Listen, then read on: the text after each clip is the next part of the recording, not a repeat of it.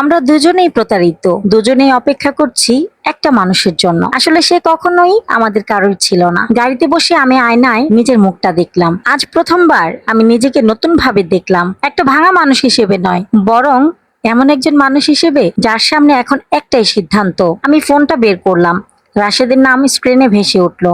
তাকে মেসেজ করলাম, আজ রাতে একটু তাড়াতাড়ি বাসায় চলে এসো, তোমার সাথে আমার কিছু গুরুত্বপূর্ণ কথা আছে। সেন্ড করার পর আমি চোখটা বন্ধ করলাম। আজ আর কান্না এলো না, কারণ আমি বুঝে গেছি এই গল্পটা শুধু বিশ্বাসঘাতকতার না, এটা আমার জীবনে আবারও ফিরে আসার শুরু। এইবার আমি আর চুপ করে থাকবো না। রাতটা সত্যি অনেক লম্বা ছিল, ঘড়ির কাঁটা যেন ইচ্ছে করেই ধীরে চলছিল। আমি যে আর আগের তৃষা নেই সেটা আমি ভালো করেই বুঝতে পারছিলাম। রাশেদ সেদিন রাত 8টার আগেই বাসায় ফিরে এলো।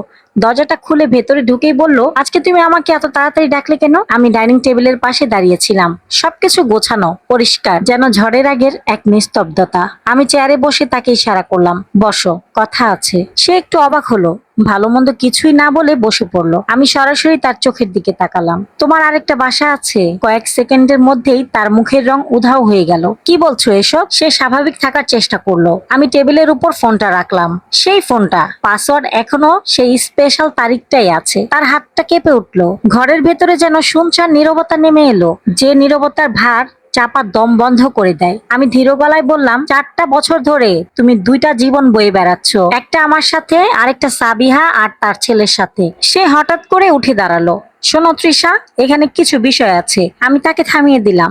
না, আমার কণ্ঠ এবার দৃঢ়। আজ আর আমি তোমার কোনো কথাই শুনবো না, আজকে শুধু আমি বলবো। আমি তাকে একে একে সব বলতে লাগলাম, ফোন, চ্যাট, টাকা, এমনকি আজকের দেখা। তার মুখে প্রচন্ড ভয়, অপরাধ বোধ আর ক্লান্তি। সবকিছু শুনেও সে চুপ হয়ে বসে রইল। কিছুক্ষণ পরে খুব নিচু গলায় বলল, আমি কাউকে হারাতে চাই না। আমি হাসলাম, তুমি কাউকে হারাতে চাও না, তাই দুজনকেই হারালে। সে মাথাটা নিচু করে ফেললো। আমি ভেবেছিলাম সময় নিয়ে সবকিছু ঠিক করব। সময়? আমি একটু ঝুঁকে বললাম, সময় কার জন্য? আমার জন্য, যে গত 8টা বছর ধরে তোমার অপেক্ষা করছে, নাকি সেই মেয়েটার জন্য যে গত 4টা বছর ধরে তোমার আসার অপেক্ষায় আছে? রাশেদ কোনো উত্তরই দিতে পারলো না। আমি গভীরভাবে নিঃশ্বাস নিলাম। তুমি জানো আজকে আমি সাবিহার সাথে দেখা করে এসেছি? রাশেদ চমকে তাকালো। তুমি ওখানে গিয়েছিলে? আমি একটু থামলাম। সাবিহা আমাকে সব বলেছে। আর কি জানো, সে তোমার বিরুদ্ধে একটা কথাও বলেনি, শুধু বলেছে সে শান্তিতে থাকতে চায়। রাশেদ চোখ বন্ধ করলো। আমি খুব ক্লান্ত তৃষা, আমি ধীর গলায় বললাম।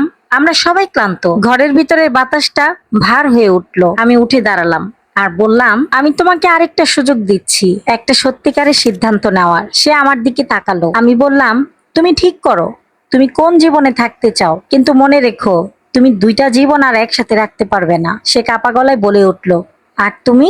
আমি শান্তভাবে তাকে বললাম, আমি নিজেকে বেছে নিচ্ছি। এই কথাটা বলার পর আমার বুক থেকে যেন একটা বিশাল ভার নেমে গেল। আমি এগিয়ে গিয়ে আলমারির চাবিটা টেবিলে রাখলাম। এই বাড়িটা আমরা একসাথেই গড়েছিলাম, কিন্তু আমি এখানে বন্দী হয়ে থাকতে চাই না। সে হঠাৎ করে আমাকে বলে উঠলো, তুমি কি আমাকে ছেড়ে চলে যাবে? আমি তার দিকে তাকালাম। অনেক বছর পরে প্রথমবার। সত্যিকারে আমি তোমাকে ছেড়ে যাচ্ছি না রাশেদ, তুমি তো অনেক আগে আমাকে ছেড়ে চলে গেছো। আমি শুধু সেটা মেনে নিচ্ছি। তার চোখ দুটো ভিজে উঠলো।